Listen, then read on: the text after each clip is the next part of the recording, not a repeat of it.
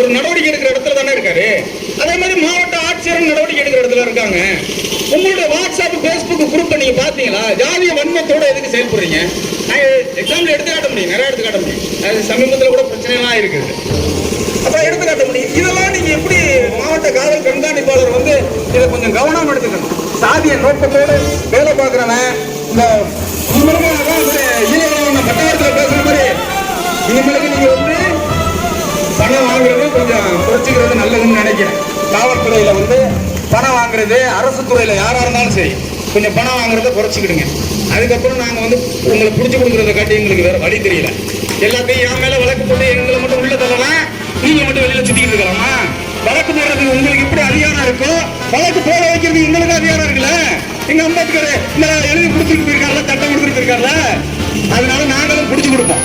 எந்த அதிகாரி லஞ்சம் வாங்கினாலும் சரி, புளு பிரிண்ட் அப்ரூவல் வாங்குறது பேரூராட்சிக்கு வந்தாக்கா அதிகாரி லஞ்சம் வாங்கினாலும் சரி, அல்லது காவல்துறைக்கு வரும்போது நான் மண் எடுத்துக்கிறேன், மணல் எடுத்துக்கிறேன். உண்மையிலே இந்த டிஎஸ்பியும் இந்த சுரேந்திர சாரும் ஒரு நாள் இல்லைன்னா இங்க மண் ஓடும்.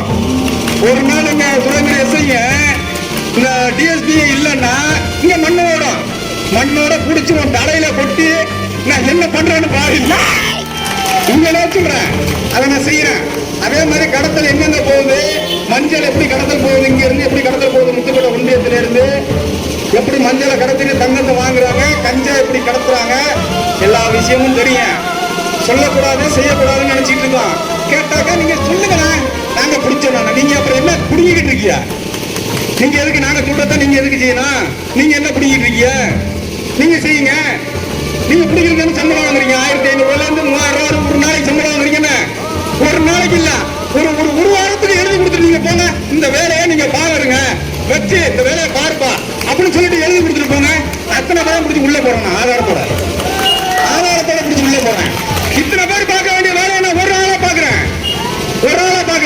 விடுதலை சிறுத்தைகளால முடியும், எங்களால முடியும். நீங்க என்னமோ வந்து பூச்சாண்டி காட்டுறீங்க. பிடிச்சி உள்ள வச்சுருவேன், கைது பண்ணிடுவேன், அரெஸ்ட் பண்ணிடுவேன். கைது பண்ணா என்ன வழக்கு தானே? எத்தனையோ வழக்கு போட்டியா? இந்த ஒரு வழக்கு போடுறதுல எங்களுக்கு வந்து குறைஞ்சிட போதா?